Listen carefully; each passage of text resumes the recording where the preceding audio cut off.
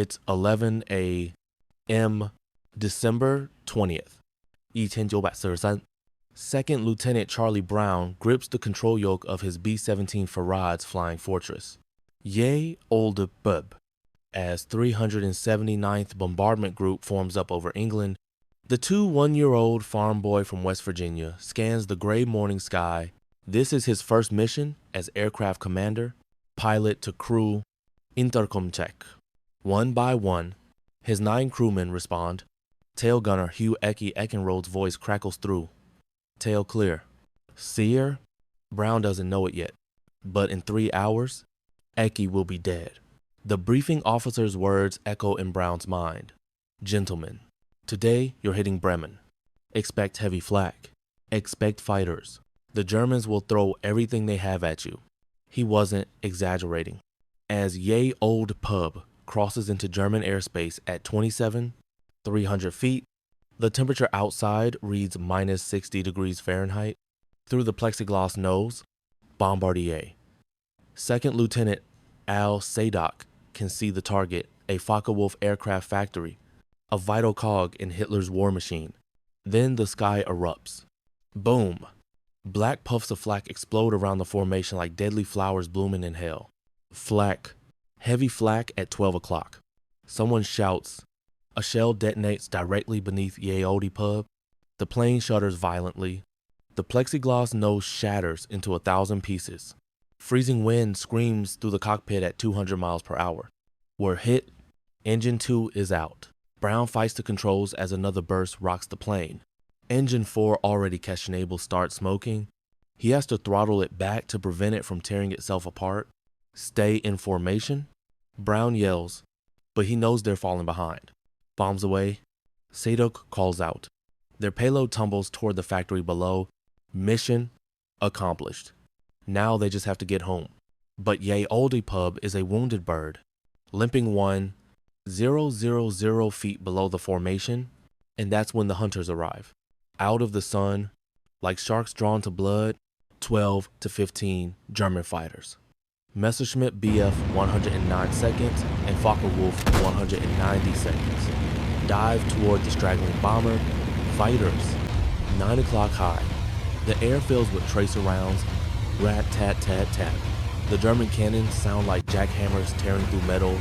In the tail, Eckie swings his twin, 50 calibers, and fires back. But a 20mm cannon shell finds its mark.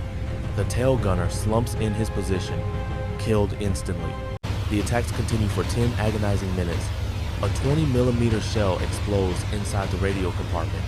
The intercom goes dead. Another burst tears into the oxygen system.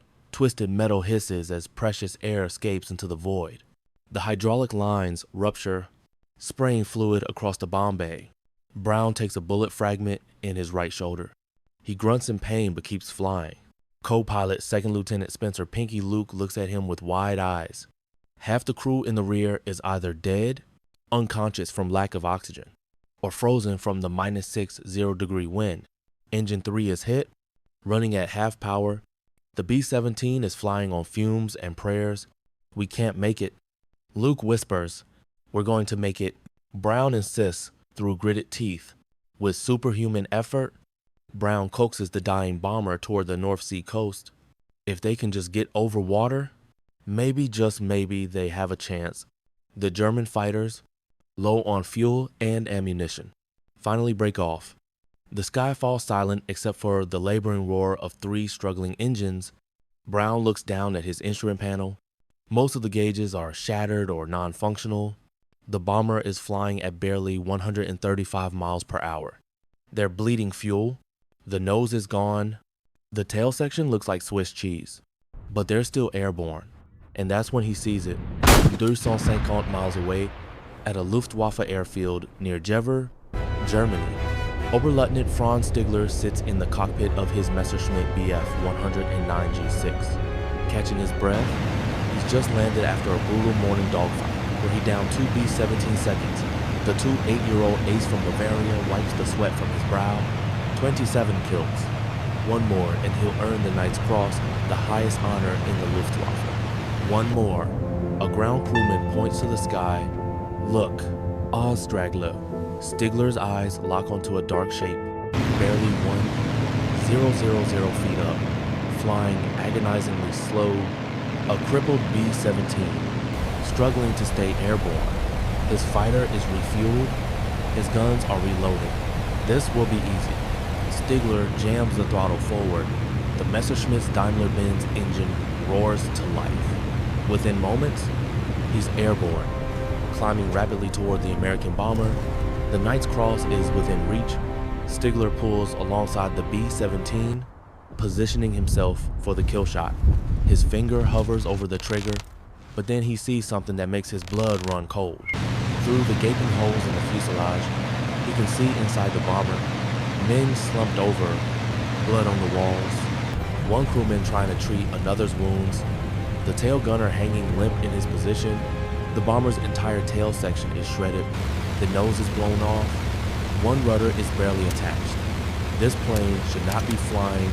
Stigler eases closer. Now, just feet from the bomber's right wing, he can see the pilot through the shattered cockpit, a young man, barely more than a boy, struggling with the controls, blood on his flight jacket. A memory floods back.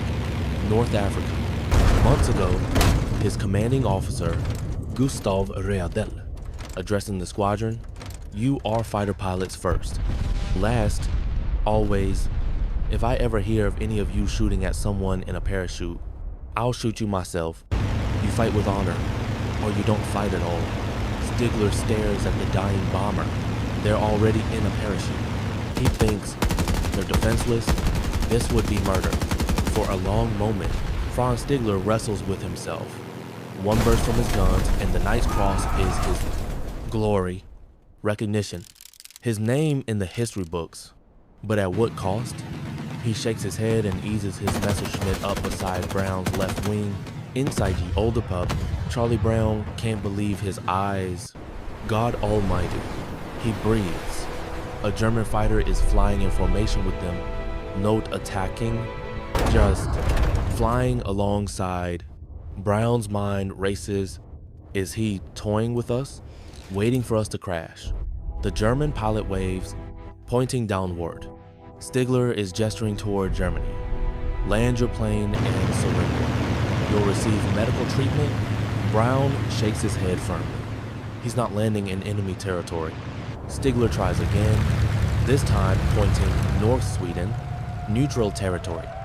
Safe, but Brown doesn't understand. He keeps the nose pointed west. England, home. Stigler realizes the American won't divert, and then he makes a decision that will change two lives forever. He slides his Messerschmitt directly beside the B-17's wing, so close that Brown can see every detail of the enemy pilot's face. Stigler holds his position and escorts the bomber toward the coast. Top turret to pilot that German is protecting us. It's true. As they approach the Atlantic Wall, Germany's heavily defended coastline bristling with anti-aircraft guns. Stigler flies so close that the flak gunners below hold their fire. They recognize the Messerschmitt's distinctive silhouette and assume the bomber is a captured prize.